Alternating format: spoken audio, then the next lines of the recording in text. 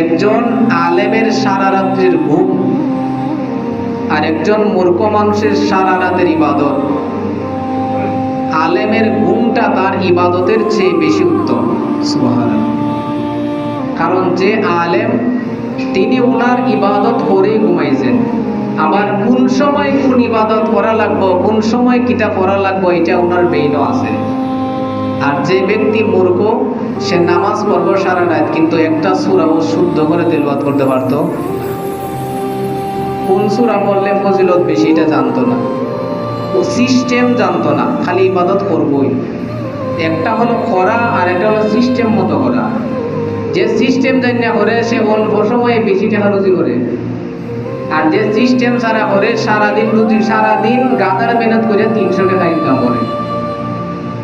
আছে না রে? কেউ 3 মিনিটে 3000, আর কেউ সারাদিন ফাঁস করে 300। কারণ কি? কারণ যে 3 মিনিটে 3000 করছে হে সিস্টেম জানে। কোন সিস্টেম? গরুর দালাল আছে না আপনাদের এদিকে, হের কোনো পুঁজি নাই, এখানে সাফার জুড়ে দেখবেন 20,000 টাকা রুজি করে নিয়েছে। বাজারও গেছে, অমুকের থেকে গরু কিনে আরেক জায়গায় বিক্রি দিছে, মাঝখানে হের 20,000 টাকা লাভ। তার কোনো পুঁজি আছে নেই, তাই তো হে সিস্টেম জানে।